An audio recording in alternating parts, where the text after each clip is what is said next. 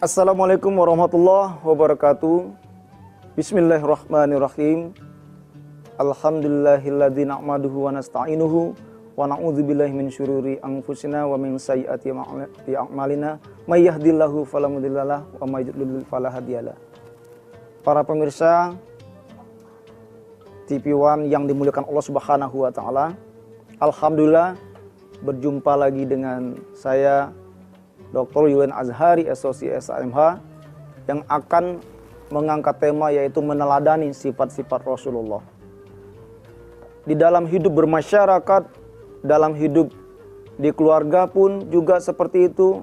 Antara kita sesama bekerja, dimanapun kita berada, kita harus menjadi teladan seperti teladan Nabi besar Muhammad SAW. Allah telah berfirman dalam surat Al-Ahzab, Bismillahirrahmanirrahim. Laqad kana lakum fi Rasulillahi uswatun hasanatun liman kana yarjullaha wal yawmal akhir wa dzakarallaha katsira.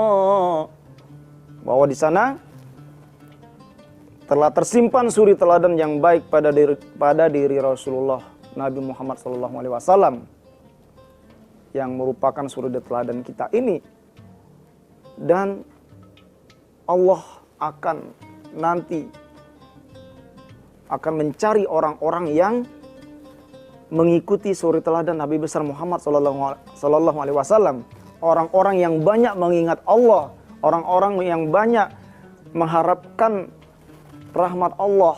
Nah, ini nanti akan menjadikan segala sesuatu di muka bumi ini kita menjadi teladan di hadapan Allah Subhanahu wa taala. Rasulullah itu adalah seorang yang bijaksana. Bijaksana dalam arti kehidupan dia di masyarakat. Rasulullah itu pandai menerima perbedaan. Contoh, Rasulullah juga berteman sama orang-orang yang non-Islam. Terutama ini dalam kegiatan duniawi, dunia perdagangan, perekonomian. Rasulullah sangat menghargai orang yang di sekitar dia, walaupun itu berbeda keyakinan. Rasulullah sangat sayang, Rasulullah sangat menjadi simpatisan orang-orang di sekitarnya. Sangat bijaksana Rasulullah itu. Nah, maka dari itu kita harus menjadi orang-orang yang benar-benar seperti Rasulullah ini.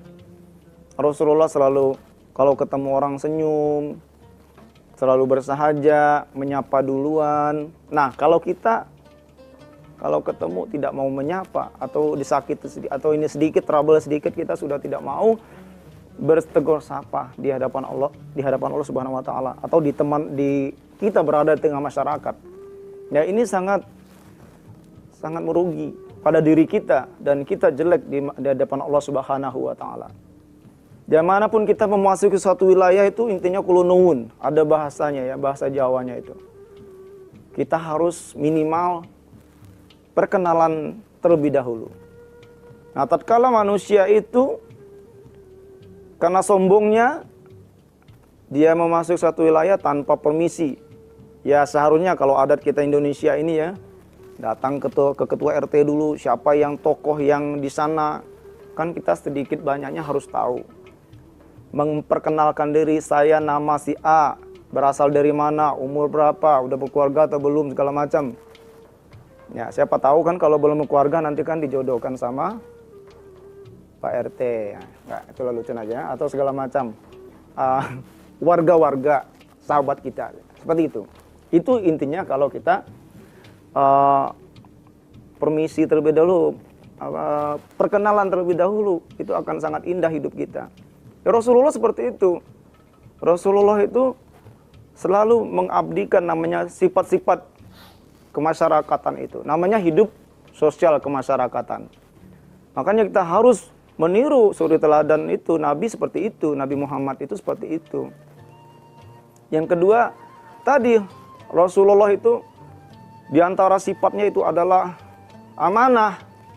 Kenapa dikatakan amanah? Karena Rasulullah apapun yang dia titipkan, apapun yang dia terima dari Allah Subhanahu wa taala, Allah berikan amanah kepada dia menjadi pemimpin. Dalam hal ini Rasulullah itu jundun. Rasulullah itu adalah termasuk tentaranya Allah seperti itu. Jundun, pemimpin ya. Nah, Rasulullah itu sudah menjadi seorang pemimpin. Subhanallah. Kita lihat bagaimana kepemimpinan Rasulullah Muhammad SAW. Beliau adalah seorang yang bijak, berpegang teguh kepada kebenaran, dan menjadi impian semua umatnya. Karena beliau Rasulullah selalu semua informasi yang datang atau segala macam Rasulullah itu dikatakan tadi ya, amanah, dia bisa megang amanah, bisa megang teguh semua yang dipercayakan oleh Allah kepada beliau. Terutama nih contoh, pada saat ini berbagai macam kemajuan teknologi ini sangat luar biasa. Terutama di bidang perteknologian, tentang cyber, kejahatan cyber, dunia maya, WhatsApp, caci maki segala macam.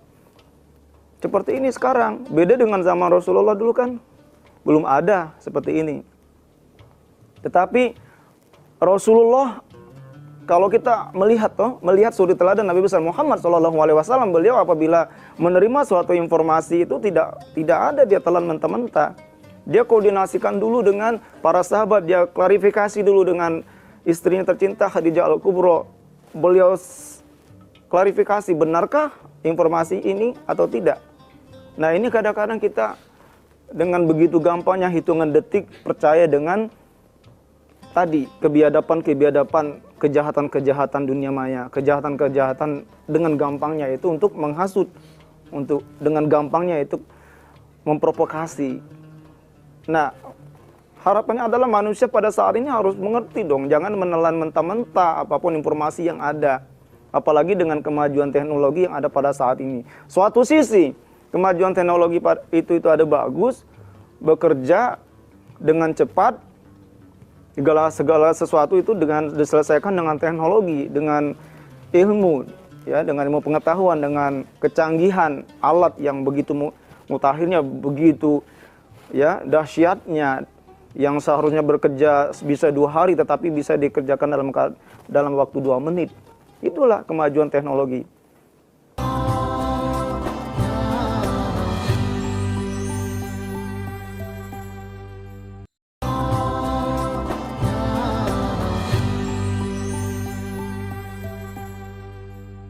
Ya, tetapi kita itu harus bisa memposisikan diri kita. Jangan mau kita kemakan, kita terlena, terbuai dengan kemajuan teknologi ini, jadi menjerumuskan diri kita, keluarga kita, dan negara kita sekalipun. Apa contohnya lagi? Banyak dengan adanya kemajuan teknologi, dengan selain tadi provokator, anak-anak di usia dini, mereka melihat, mengkonsumsi tontonan, ya, yang harus itu ditonton oleh yang ya sebenarnya tidak layak semua umur, misalnya ya, tontonan-tontonan yang porno. Nah, ini kadang-kadang dikonsumsi orang anak balita. Ya, ini kemajuan teknologi, pada saat itu kan belum ada seperti ini. Nah, kita harus bisa. Jadi Islam itu bukannya kita tidak menerima informasi, tapi kita harus bisa dengan bijak memposisikan diri kita menerima kemajuan teknologi ini. Kita bisa bawa diri bisa memposisikan diri kita agar tidak terjerumus ke dalam dunia yang kemaksiatan. Intinya dengan adanya kemajuan teknologi, dengan semangatnya semua ditelan mentah-mentah ini. Jadi kita tidak bisa bijak seperti Rasulullah Nabi besar Muhammad SAW.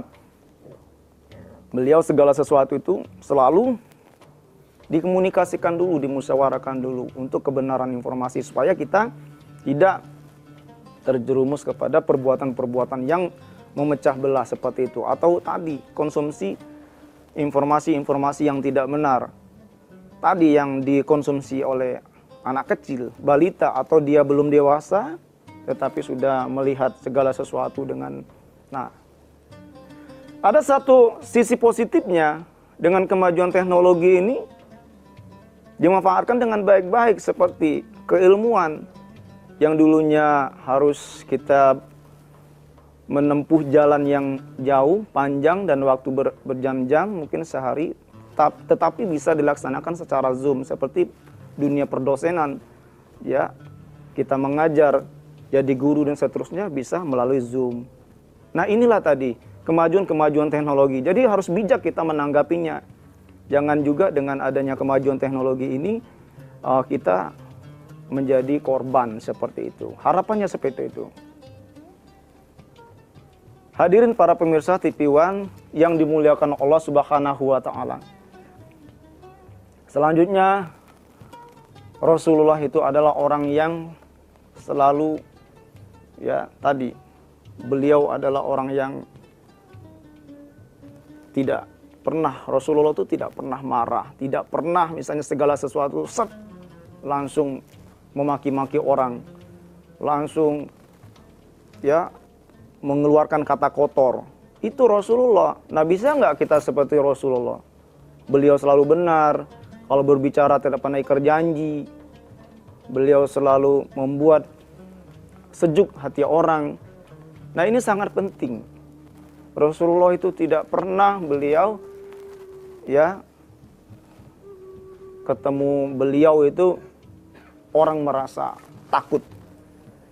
Jadi kita kebalik kalau manusia sekarang, wah kenapa lari, kabur dari suatu ruangan? Karena mau ketemu si A. Kenapa? Aduh saya takut pak. Nah itu. Beda kalau Rasulullah orang mengharap, nunggu kedatangan Rasulullah.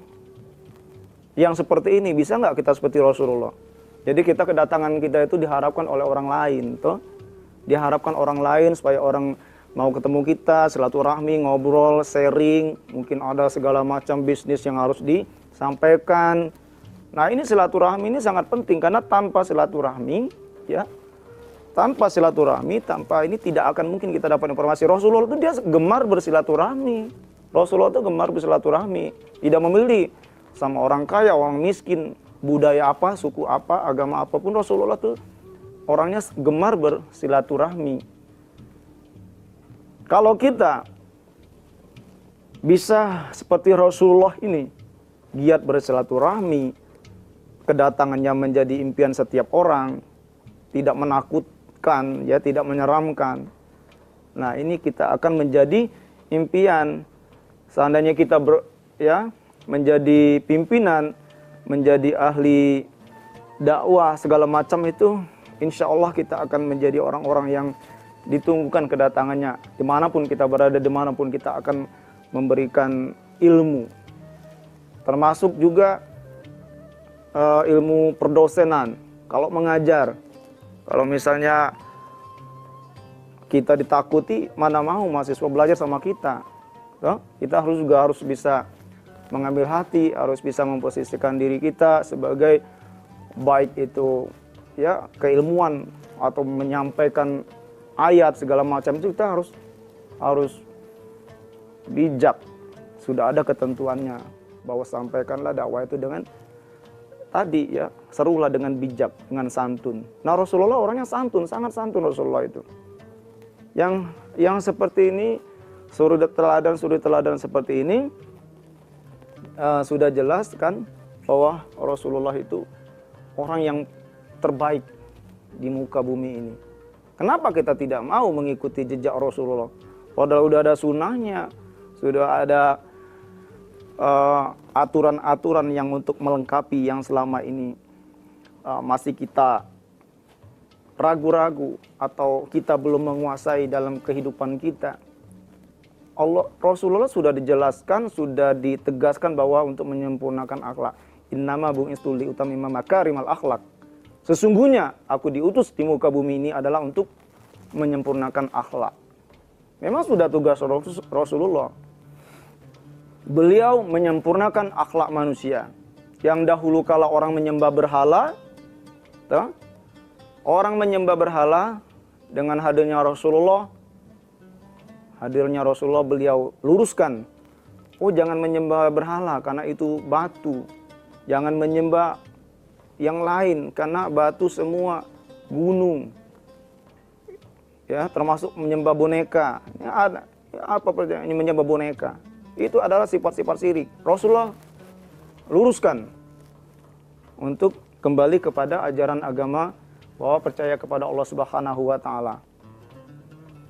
Hadirin yang berbahagia, dimanapun kita berada, tetaplah kita ikuti suri teladan Nabi besar Muhammad Sallallahu Alaihi Wasallam dengan berpegang teguh kepada kitabullah. Berpegang teguh kepada kitab Allah ini adalah wahyu yang diterima, ajaran yang diterima dari Allah melalui malaikat Jibril kepada Nabi kita, Nabi besar Muhammad Sallallahu Alaihi Wasallam. Kitabullah, Al-Quranul Karim itu ada salah satu pacuan kita. Di samping sunnah-sunnah Rasulullah, kita percaya kepada Al-Quran. Bismillahirrahmanirrahim. Dzalikal kitabu la raiba fihi hudan lil muttaqin.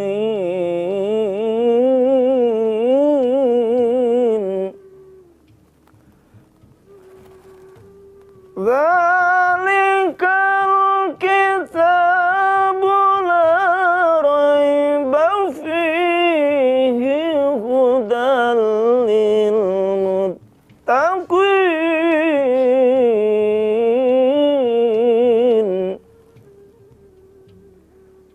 Bahwa tidak ada keraguan kepada kitabullah Al-Quranul Karim sebagai petunjuk bagi umat manusia agar kamu menjadi orang yang bertakwa. Jadi makna ayat ini sangat penting. Karena kita jangan ragu-ragu. Kenapa kita harus tidak percaya kepada Al-Quran? Karena Rasulullah itu sangat beriman kepada Al-Quran. Satu-satunya senjata itu Rasulullah bisa sukses di dalam dia hidup di muka bumi ini. Rasulullah benar-benar memegang teguh Al-Quranul Karim sebagai pegangan hidup, pedoman hidup beliau di muka bumi ini. Sehingga adanya kita, agama Islam yang kafah di muka bumi ini, beliau berpegang teguh pada salah satunya itu adalah kitab Allah, Al-Quranul Karim.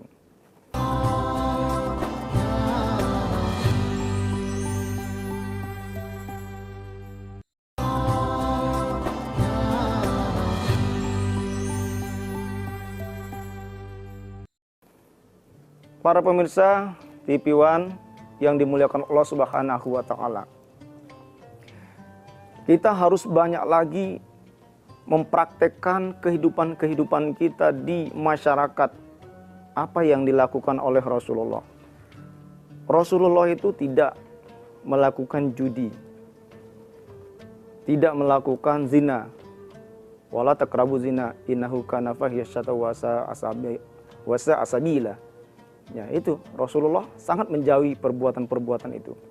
Bahwa perbuatan zina itu adalah perbuatan yang keji, yang sangat buruk. Rasulullah tidak melakukan minuman keras. Rasulullah tidak melakukan riba. Ini Rasulullah tidak mau. Rentenir. Ini perbuatan-perbuatan yang keji. Rasulullah sangat mengharamkan itu perbuatan riba. Nah, sekarang banyak sekali umat manusia yang melakukan perbuatan-perbuatan riba, membunga-bungakan uang. Ya. Banyak sekali pada saat ini. Na'udzubillah min dzalik. Rasulullah tidak mau karena mengkhianati saudaranya sendiri seperti itu. Orang yang sudah butuh, nggak punya uang, dikasih uang, mangap, tetapi kembalinya bisa 10 kali lipat. Ya bukan menolong namanya, itu namanya menyiksa. Jadi Rasulullah itu tidak mau menyiksa saudaranya sendiri. Selanjutnya, Rasulullah itu adalah sangat benci sama orang yang ingkar janji. Orang yang dikala berkata selalu munafik ya, ingkar janji, bohong intinya. Nah itu Rasulullah tidak suka. Nah, ini ikut ini perbuatan Rasulullah itu amanah, selalu dipercaya, terus bersahaja kepada semua orang, nggak memilih orang miskin kaya, mau suku apapun Rasulullah selalu bersahabat, selalu menjadi inspirasi semua orang. Rasulullah juga beliau membenci minuman keras, beliau membenci perbuatan-perbuatan tadi ya, syirik. Beliau membenci perbuatan-perbuatan riba, rentenir dan seterusnya. Kenapa? Karena ini adalah perbuatan-perbuatan yang merugikan diri kita sendiri, keluarga kita, dan bangsa kita. Apabila diri kita ini sudah disibukkan dengan kegiatan-kegiatan yang sehari-harinya kita mengkonsumsi ya obat-obat terlarang. Nah, ini buat generasi milenial yang ada pada saat ini tuh, kita harus menjauhi sifat-sifat ini. Karena perbuatan-perbuatan ini adalah akan merusak syaraf kita. Akan merugikan diri kita. Boro-boro kita akan memikirkan masa depan tuh. Kalau kita mengkonsumsi miras, minuman. Kalau kita mengkonsumsi obat-obatan. Jelas, karena syaraf kita sudah rusak. Kita sudah dihinggapi. Ini kita itu, zat dalam tubuh kita itu sudah ada yang di luar di luar logika lah kasarnya. Khairul umuri sautuha. Sebaik-baik urusan itu adalah yang pertengahan. Jadi kalau miras, terus mengkonsumsi obat-obat yang terlarang, ini generasi muda nanti akan hancur. Jangankan dia untuk berbuat baik, untuk menggapai masa depannya, untuk diri dia sendiri aja, untuk belajar aja sudah tidak mau. Pengennya selalu ketergantungan dengan obat. Ini Rasulullah, Homer itu sangat Rasulullah jauhkan, sangat Rasulullah hindari perbuatan yang seperti ini. Karena Rasulullah tahu bahwa ini nanti akan merugikan umat di muka bumi ini untuk selama dia di muka bumi ini. Dan ini perbuatan ini harus dihindari. Dan akan merugikan semua umat di muka bumi ini, generasi muda, anak-anak, dan semuanya. Jadi hancurlah segala sesuatu. Negara itu akan hancur apabila negara itu sibuk dengan mengkonsumsi narkoba. Ya, ini perbuatan-perbuatan yang sangat dilaknat oleh Allah Subhanahu wa taala. Maka dari itu para hadirin pemirsa TV1 yang berbahagia, marilah kita menjadi umat yang mengikuti jejak-jejak Rasulullah, mengikuti semua suri teladan Nabi besar Muhammad SAW. Beliau seorang yang bersahaja, seorang yang santun, tidak pernah ingkar janji, tidak pernah berbohong toh. Rasulullah seorang yang sabar, fatona amanah, selalu berkata dengan benar dan seterusnya, bijaksana, sehingga beliau banyak yang mengikuti karisma Rasulullah sampai pada saat ini. Semua orang mengagungkan bagaimana sifat-sifat suri teladan Nabi besar Muhammad SAW. Terbukti kita di mana-mana kan ada acara peringatan kelahiran Nabi besar Muhammad SAW.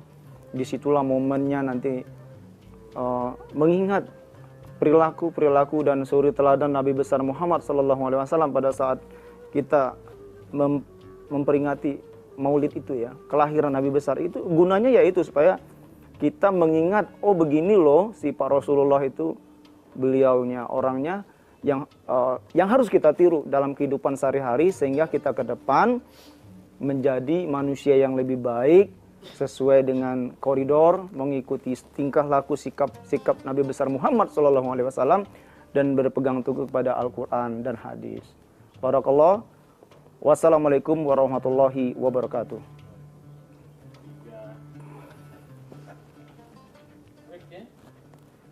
Ya.